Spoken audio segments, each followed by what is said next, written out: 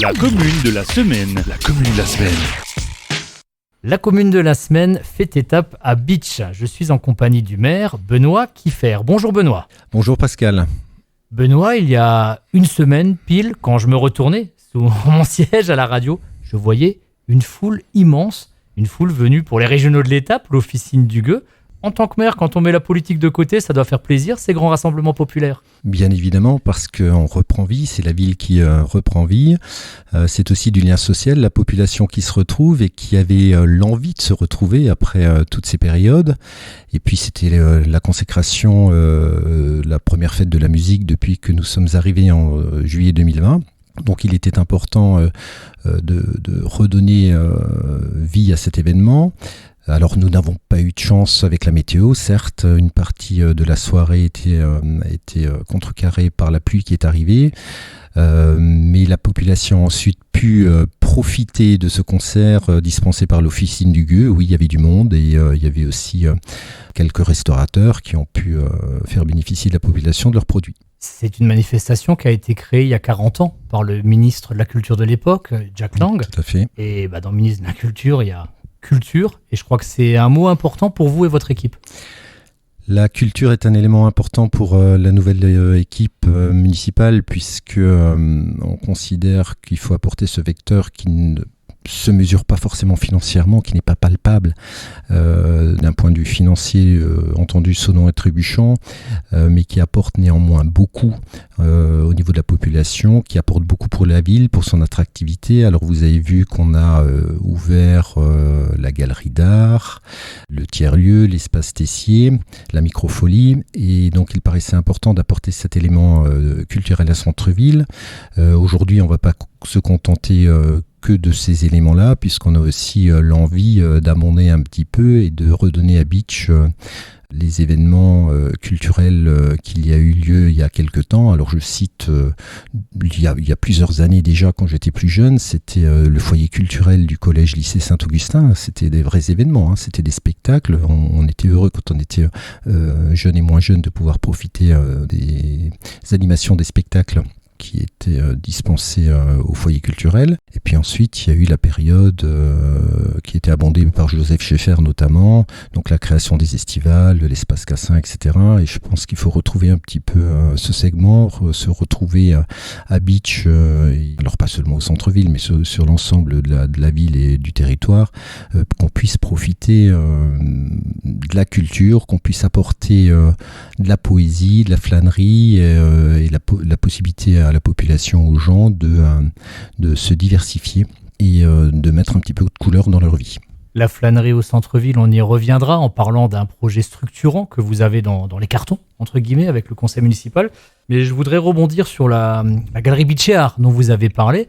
Galerie Bitcheart où ce soir, Johanna Lagrave, alias Poumin Love, va parler de son parcours d'artiste avant de passer le relais à Evelyne Widmayer, une peintre alsacienne qui occupera la galerie durant tout l'été.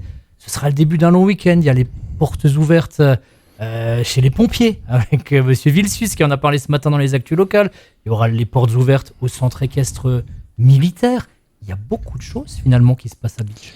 Alors on peut avoir un esprit critique, mais quand on se rend compte et qu'on regarde un petit peu, oui, il y a beaucoup d'événements qui se passent à Bitche. Les portes ouvertes du 16e bataillon de chasseurs, qui n'ont pas eu lieu depuis 2015. Et rappelez-vous, si vous étiez tout aussi jeune que moi à l'époque, le 4e cuir, le 57e, c'était des événements que la population attendait. Donc les portes ouvertes, les sapeurs-pompiers, vous l'avez cité, puis arrive aussi la période des escales de l'été à Bitche, et puis le 30 et le 31 juillet, les estivales. Estivales qui n'ont plus lieu depuis 2019, donc un événement qui est également attendu.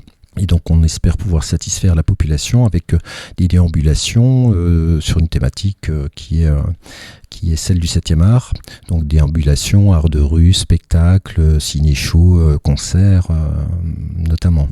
On en reparlera bien sûr dans les prochains jours avec Joël Oliger, l'adjoint en charge de la politique événementielle de la ville. Il viendra faire son cinéma, je dis ça. Tout à fait. Il viendra dans les studios avec grand plaisir, j'en suis certain. Ce sera aussi la dernière année avec ce centre-ville dans cette configuration, parce que le projet dont je parlais, que vous avez dans les cartons, c'est cette restructuration de la place de l'hôtel de ville qui est là sous nos fenêtres. Alors ce n'est pas seulement la place de l'Hôtel de Ville figure dans une phase 1 de requalification du centre-bourg, donc de rénovation urbaine, de réaménagement de l'espace public, puisqu'il y aura aussi la place, l'espace de l'avenue du Général de Gaulle qui n'était pas prévu à la base, et puis aussi la rue de Sarreguemines, la rue Tessier et le restant de la rue Foch.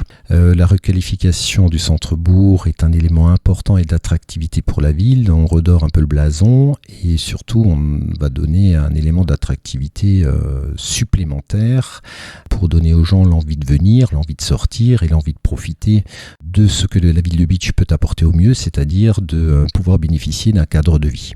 Pour parler de cadre de vie, quand on arrive à Bitche, par Schwangerbach, on voit tout de suite ces panneaux, commune fleurie, commune nature. Vous parlez d'atouts. Est-ce que vous pensez parfois que ces atouts sont presque méconnus parce que finalement la richesse est là, on est au cœur du parc des Vosges du Nord, il y a Hasselfurt, il y a la citadelle, le golf, il y a énormément de choses. Vous pensez parfois qu'il y a quelque chose qui manque? Comment vous l'expliquez?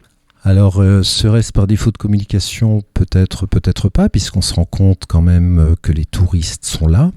Les touristes viennent, on le voit au niveau de la fréquentation, que vous citiez la citadelle, et donc la fréquentation de la citadelle augmente. Donc les gens savent ce qu'ils de quoi ils peuvent bénéficier sur la commune de Bitche. Peut-être qu'il faudrait qu'on communique un petit peu plus davantage. Alors j'en profite pour indiquer que nous avons une nouvelle application par smartphone qui est l'application Iliwap, qui permet cette interconnexion entre la ville et puis ses administrés pour connaître justement les événements ou les informations de la ville de Bitche. Iliwap qui est une application en plus gratuite, vierge de publicité. Tout à fait. Ça fait pas de mal de le rappeler. Je vous en remercie. Qui ont parfois un peu du mal avec ces applis qui veulent nous retirer un peu trop de sous. Citadelle, on aurait pu citer également le jardin pour la paix. Enfin bref, on ne peut pas faire de liste car on risque d'oublier quelqu'un. Et il y a aussi une forte dynamique associative. J'imagine que ça aussi vous y tenez? Oui, il faut la maintenir, il faut la préserver. Elle était en souffrance pendant la période du Covid, donc nous avons toujours eu pour principe de soutenir la vie associative. C'est important parce que au travers des actions qui sont menées par les présidents de clubs associatifs, les membres du comité, l'ensemble des coachs et des partenaires et des encadrants, c'est la vie, c'est le lien social qu'on maintient. Donc c'est le tissu social, c'est la possibilité aux gens de pouvoir profiter d'activités, de s'évader parfois, de faire du sport santé. Et donc il est très important de soutenir la vie associative qui est donc ce lien, ce socle, j'allais dire presque populaire, mais populaire au sens noble du terme, c'est-à-dire de l'endroit, du lieu où on peut se retrouver, échanger, communiquer et puis pratiquer une activité, un sport pour lequel on peut être passionné. Et je vous propose maintenant, pour finir, d'enlever votre casquette de maire, de vous retrouver petit Bitchois quand vous étiez enfant. Les grandes vacances débutent. C'est quoi vos souvenirs marquants des étés à Bitche quand vous étiez gamin? Alors c'était des étés joyeux, des étés aussi au centre aéré qui perdurent aujourd'hui, dont les jeunes vont pouvoir profiter au périscolaire à Bitche.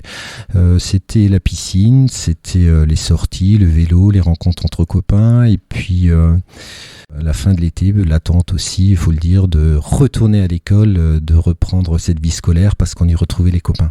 Vous parlez d'école et ce sera le point final. Je sais que c'est un incontournable dans une petite ville, un village, c'est le cœur de la ville. Très rapidement, les grandes lignes du projet de regroupement scolaire, ça en est où au 4e cuir? Alors c'est un projet effectivement phare qu'on va positionner sur le site du 4e cuir. C'est de rassembler l'ensemble de nos écoles maternelles et primaires pour pouvoir aussi être proche du périscolaire, de la crèche, de la cantine scolaire, de différentes infrastructures que sont l'espace Cassin, la médiathèque et puis le stade de foot. Mais c'est aussi d'avoir une vision, une anticipation sur ce qu'on sera l'état de nos bâtiments scolaires dans quelques années, puisqu'aujourd'hui vous en avez certains qui sont vieillissants, qui coûtent en énergie, qui sont énergivores, qui sont des passoires et puis qui ne sont plus forcément adaptés pour permettre ce que on doit y faire en premier lieu, c'est-à-dire cette vocation pédagogique pour nos jeunes, donc leur donner de meilleurs moyens, donner aux enseignants, que je salue d'ailleurs, de meilleurs moyens pour pouvoir exercer pleinement leur mission et au profit de l'ensemble de la population. Benoît Kieffer, maire de Bitche. Merci beaucoup. Merci, bonne journée à vous.